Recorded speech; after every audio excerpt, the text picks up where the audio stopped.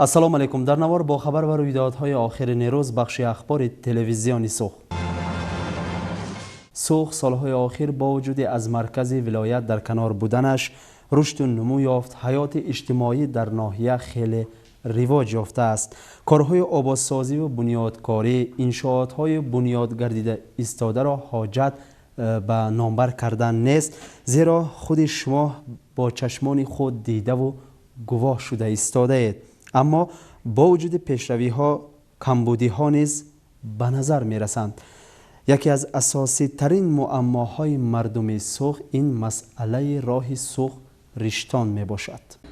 مردم میگویند که برایشان نسبت راه قدمجا راه سوی رشتان افضلتر و قلی‌تر می باشد. گشاده شوی این راه را خلق به صبرانه انتظار می کشد. روزهای آخر با سبب افزودن تشریف سیاحان به شاه مردان در پاس وادی نیز مشکل‌های زیاد هنگام گذشتن اهالی از سرحد به نظر می رسد که این در هوای خیلی گرم به مردم سوخ گران می آید. سوخیان می خواهند گذرگاه علاهیده برایشان از پاست وادی جدا کرده شود و معمای 5-6 ساعت در هوای گرم نوبت منتظر شدن ها برهم یابد. عیناً با همین مسئله ها مردم دیروز در قبول سیار حاکم ولایت مراجعت کردند به رهبر ولایت. رهبر ولایت شهرت غنیف و البته این مراجعت را به اینابت گرفته مشکل سوخیان را آسان خواهیم کرد گفت در ادامه نطقش. بغیر از این برای جوانان سوخی که خواهش در دانشگاه طبی تحصیل گرفتن دارند 10 عدد کوتا داده شد. گشادن مکتب گشتین نیز تکلیف داده شد و حاکم گفت که از امروز برای بنیاد این مکتب از حساب بودجه حاکمیت ولایت 400 میلیون مبلغ جدا کرده می شود. در جریان قبول سیار معلوم گردید که بغیر از معمای راه مسئله های آب نوشاکی و پالیزی، کوچه های خیلی خراب و تعمیر طلب، در بعضی محله ها موجود نبودن باغچه بچگانه، نرسیدن صنفخانه ها در اکثریت مکتب های ناحیه، نبودن گاز طبیعی در برخی دهه ها، پاسپورت شهروندی اهالی را اذیت می دهد. هر یک معما در قبول سیار به رهبر ولایت معلوم کرده شد. حاکم ولایت قید نمود که هر یک مراجعت به اینابت گرفته می شود. معمای آب و گاز و برق البته حل خواهد شد. مسئله بنیاد باغچه و مکتب باشد در اساس دستور به عمل تطبیق کرده می شود. در سال 2020 به ناحیه سوخ باز 5 عدد باغچه زمانوی بنیاد کرده می شود. بناهای علاوگی در مکتب های ناحیه نیز به نوبت ساخته می شوند. مسئله رواج دادن توریسم را در ناحیه به محاکمه پرداختند و حاکم گفت که این مسئله را شب و روز محاکمه می کنیم و برای رواج دادن ناحیه سوخ آباد و زیبا گردانیدن قرار حاکم ولایت قبول کرده می شود و برای سوخ 3 میلیارد سوم مبلغ جدا می کنیم. با قبول سیار رهبران و متصدیان کارخانه و تشکیلات های ولایت جلب کرده شده آنها از روی ساحه خود اهالی را قبول کرده و مراجعت آنها را آموخته بهر حل مشکل هایشان مشغول شدند. می توان گفت که قبول سیار حاکم ولایت در ناحیه بار اول شده گذشت و در حل قسم زیادی معماهای مردم محلی عامل مهم گردید. اگر منزل زیست آباد باشد حیاتمان نیز فراوان می گردد، روزگارمان نیز آباد. از این خاطر در ناحیه سوخ برای کارهای آبادانی اعتبار جدی داده ایستادند. گزارشی دارد مخبرمان انور جان جوریف در خصوص کارهای آبادسازی جماعت شهروندان محله حضرت علی. منزل آدمان سربلند با آور سوخ عزیز و ناتکرار و همین مردم مهنتکارین امروز از پای آبادی کشور هستند و در هر حدود امروز شما از بالای کارهای یخجه و دستجمعانه یعنی حشرهای به خاطر آبادی سوخ مرز تشکیل کرده شده استاده میبراید. در آستانه عید 28 سالگی استقلالیت این کارها با سبعج گرفته و با سرعت بلند امروز ادامه دارد. جماعت شهروندان محله حضرت علی که به آن جوان سرتکاپوش و پانجا نشان رهبری میکند امروز به مرز کار و مهنت و حدود آباد شده استاده تبدیل یافته است. توسط اعتبار و کمک حکومت امروز راههای محله اسفالت پوش میگردند. در زیارتگاه حضرت علی همگان در راه آباد کردن این مکان مقدس کار و مهنت یکجایی میکنند. جماعت شهروندان محله حضرت علی از آن حدودهایی است که در اینجا کارهای آبادی و آبادانی دائما در اوج هستند و البته در این همه کارها اهل محله از گریبان سر برآورده کار و مهنت میکنند و البته ما نام آن سخاوت پیشگان را نیز میدانیم که برای آبادی حدود خود کمر همت را محکم بستند و دائما از پی همین کارهای نیک و خیر و ثواب باشند و امروز محله باز هم آبادتر می‌گردد، محله باز هم زیباتر می‌گردد و در این همه کار ما اشتراک به واسطه اهل این حدود را می‌بینیم و چون می‌بینید امروز خود زیارتگاه حضرت علی مورد آبادی و آزادگی قرار گرفته است و همگان در اینجا آمده کار و مهنت میکنند و به طریق حشر این موضع زیبا را باز هم آباد و زیبا کرده ایستادند و البته ما باور داریم که این حدود باز هم زیباتر میگردد و توسط کاربری و کارکنی رئیس محله سبحان الله نشانف محله را اهل این حدود به یک موضع بسیار زیبا و ناتکرار تبدیل می‌دهند. آبادی محله آبادی وطن به حساب می رود. ذاتاً محله تحکرسی اساسی وطنی بزرگ به حساب می رود. اما که تاشکندوا یک چند سال این جانب وابسته و پیوسته زیارتگاه حضرت علی می باشند و در تمام دوره ها برای آبادی این مکان مقدس کوشش و حرکت کردند. حشر یکجایی را در سمت آباد کردن قدمجا دیده خرسندی خود را پنهان کردن نمیتوانند. به دانستم من همین وطن آباد شود همه ما آتگری تینجی حیات فراوان میشه گفته که امیدمای همین برای همینجا آتگریش یعنی همه ها تون با آتگری میفهمم. انا همینجا آباد کرده همین قزنده که گویم هزار رحمت پرزیدنت ما هم لاین تنکوی جون ساختید و امرکوی درستید. بنا به گفته‌های جانشین حاکم ناحیه رئیس کمیته زنان و دختران آچخان تختبای و امروز در اینجا اکثریت کارگران جماعتی از محله ها آمده مهنت میکنند. تشبس‌های نیک را خلق ما با آن همین گونه کارهای خیر و ثواب دستگیری میکنند. 3 روز ما بینشنده تمام محله ها با یاری هم جماعتچیلی کارگران آمده همین زیارتگاه ها آباد و زیبا کرسادیان. این همین خیلی تازه آزاده باشد اگر خلق همین خیلی بسیارتر جلب میشد، همین خیلی مبلغ گذاری میشد، خلق هم کیفیتش نقض میشد. همینجا نکن کار کرسادگی هر یک منفعت دار بدگی ویها دائمی همون سری سالنده همین تعمیر کرده شروع کرده مونن همین خیلی آدما بسیارتر جلب میشن. کیفیت آدمای هم نقض، آدما جدا نقض قبول کرسادیان، همه حصه گذاری کرساز برای آباد کردن، ریمانت کردن هر یک همین شیپانا. در این محله شخصان سخاوت پیشه از حساب جوانان و حتی زنان خیلی زیادند. ولی جان تویچی و یولز خانشان و از جمله این قبیل شخصانی آبادگرند. ولی جان با گذر محله آب آورده باشد یولز خانشان و با فرزندان خود راه گذر محله خود را منفرش نمود. کارهای آبادکنی در محله امروز به اوج اعلای خود رسیدند.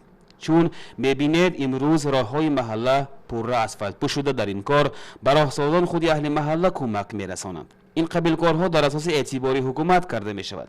اهل محله نیا دارند که ایتی 28 سالگی استقلالیت را با همین گونه آبادگری ها پیشواز گیرند. اگر محله آباد باشد مکان و مسکنهای ما تازه و آزاده باشد وطن آباد خواهد شد و ما را روزگاری فراوان نصیب خواهد گشت. باید گفت که در آستانه ایتی 28 سالگی توی وطن خلق ما در سمت که آبادسازی کمر همت را محکم بستند. خلق ما امروز به غایه‌های بنیادکارانه تکیه نموده وطن آباد می‌سازند. زیرا که بنیادکاری رمز آبادی، فراوانی، خوشبختی و خرسندی توی تنتنه و البته نیکی و نیکخواهی میباشد و بگذار همین گونه نیکخواه باشند در راه آبادی وطن. این همه مهنت و کار باشد به همین گونه مقصدهای نیک و نجیب روانه می‌گردد. اکنون به خبرهای در میخص ریسپوبلیکامان رخ داده شما را شناس میکنیم. نزدیک 10 روز است که هوا خیلی تصوید و حالتهای گرمزنی بین اهالی نیز به نظر رسیده ایستاده است. در نتیجه بسیار گرم شدن حتی با وجود آمدن سوختار نیز از احتمال خالی نیست، زیرا هر سال در مملکت روسیه در نتیجه گرم شدن هوا در بیش از هزارها سوختار به وجود می آید. در بازار چارسوی ولایت نمنگان نیز روز 21 ایول سال جاری تخمین ساعت 1:30 شب سوختار به عمل آمد، اما سبب سوختار تصفیدن هوا نیست. از روی معلومات ها سوختار از رسته دکان یعنی از رسته نانفروشی آغاز یافته است. بر رسته های اطراف آن نیز ضرر جدی رسانیده است. خوشبختانه به هیچ کس جراحت تن نرسیده است. داروخانه و سرتراشخانه داخلی بازار نیز ضرر جدی دیده است. ماشین مسکویچ 412 که در اطراف بازار بود از هجوم سوختار به بهره نمانده است. سبب سوختار را از سیم‌های الکتریک گفته ایستادند، اما این عمیق نیست و تفتیش دوام دارد.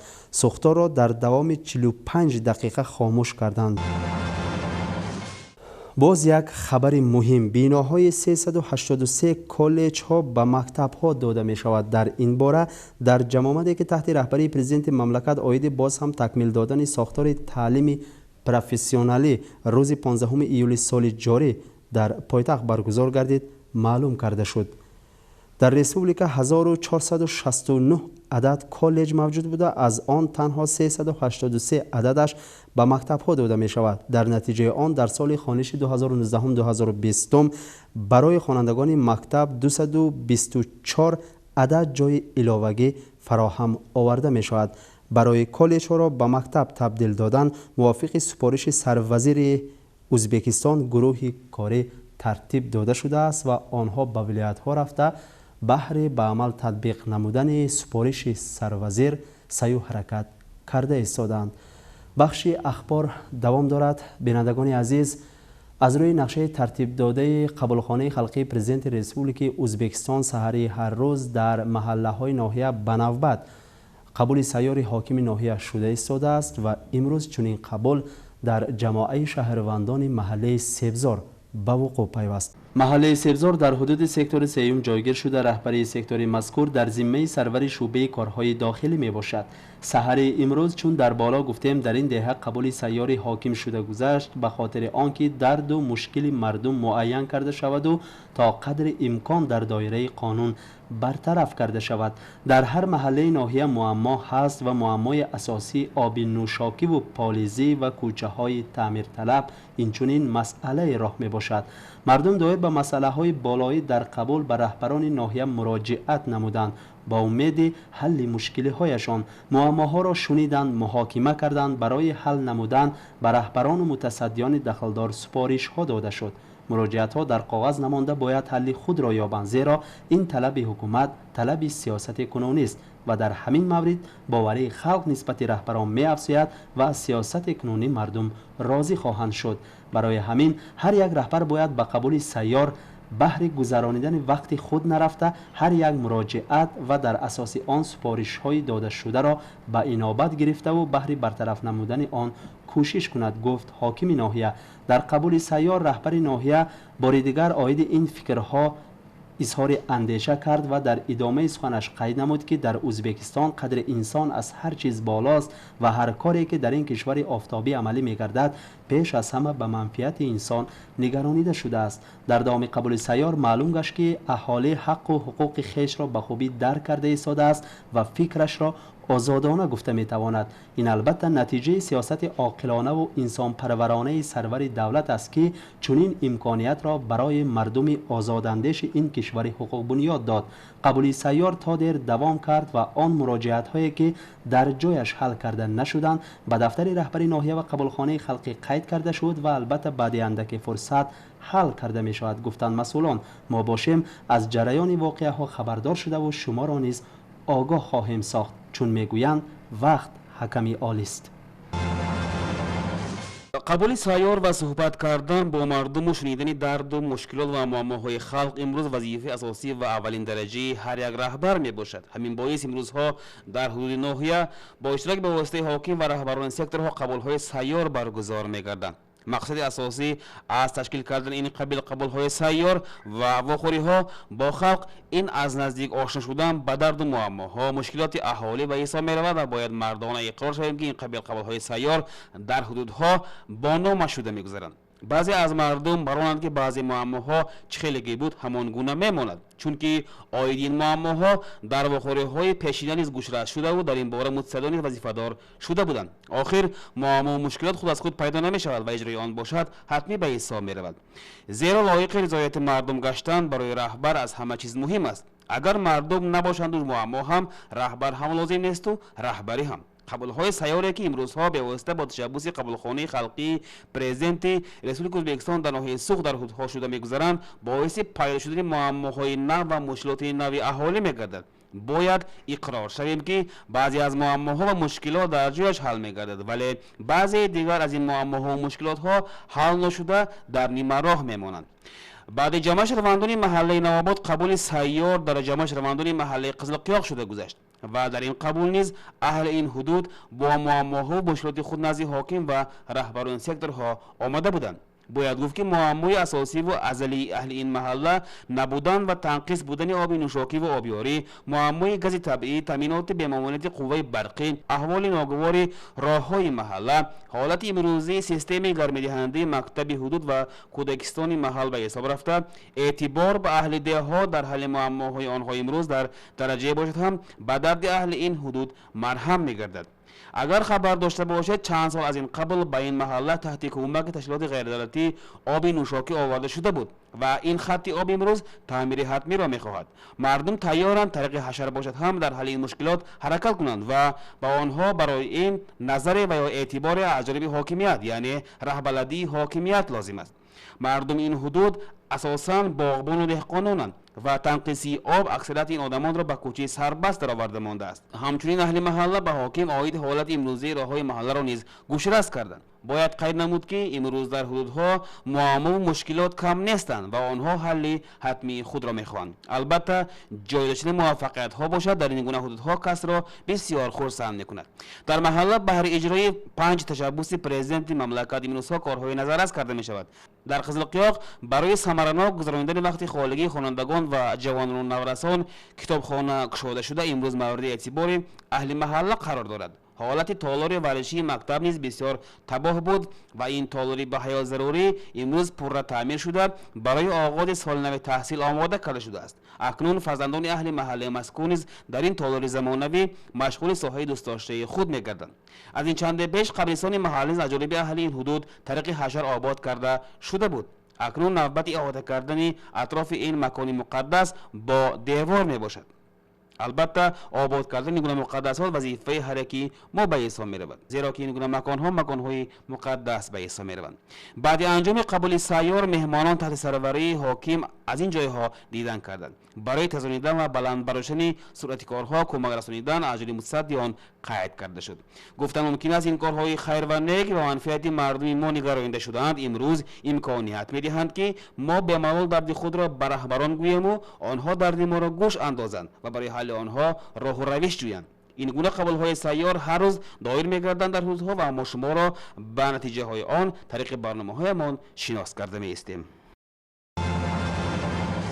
قبول سیار در صحن دبستان رقم 26 شده گذشت و در آن رهبر ناحیه سکتور دوم و قبولخانه خلقی اشتراک کردند. اینچنین رهبران کارخانه و تشکیلات‌های دخلدار نیز حضور داشتند. در قبول اهالی این حدود اساساً با معمای آب نوشاکی، قوه برق، گاز طبیعی و تعمیر کوچه‌های داخلی مراجعت کردند. در اکثریت قبول‌های سیار اهالی اساساً با معماهای بالایی مراجعت کرده ایستادند، زیرا تنقیصی آب نوشاکی و پالیزی، کوچه‌های تعمیر طلب، پس بودن یا نبودن گاز طبیعی قریب که در اکثریت محله‌های ناحیه وا می‌خورند.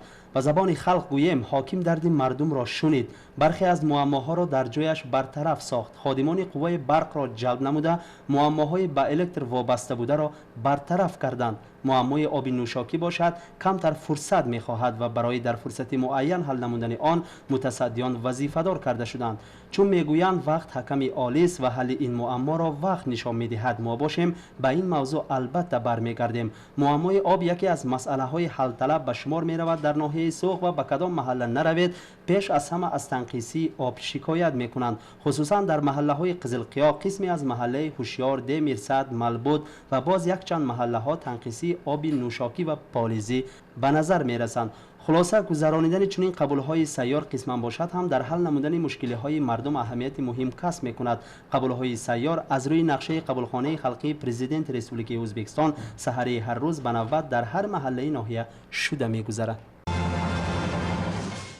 پرزیدنت در ویدیو سلکتر سپارش داد که اکنون حاکمان و معاونان حاکم هفته 4 روز برای رواج دادن ساحه تدبیرکاری مشغول می شوند. واقعا در مملکت ما برای رواج دادن ساحه تدبیرکاری اعتبار جدی ظاهر می گردد، زیرا اگر تدبیرکار فعالیتش را وسیع کند، شماره تدبیرکاران زیاد گردد، اقتصادیات مملکت نیز رواج می یابد، فراوانی حیات مردم تامین می گردد. به همین خاطر طوری که آگاه هستید از این چند پیش با سپارش و قرار پرزیدنت ریسپوبلیک ازبکستان قبولخانه سروزیر تأسیس یافته بود و آن در ناحیه سوخ نیز گشاده شد و البته فعالیت را آغاز خواهد کرد. این همه اعتبار برای رواج دادن ساحه تدبیرکاری می باشد و مقصد اساسی منفعت مردم است، زیرا چون در بالا گفتیم رشد ساحه تدبیرکاری در پیشرفت مملکت از جهت اقتصادی و هم تأمین فراوانی حیات مردم، آبادسازی روزگار اهالی عامل مهم می گردد. و در همین جا به بخش اخبار حسن انجام می بخشیم. خیر سلامت باشید و با برنامه های تلویزیونی سخن بمانید.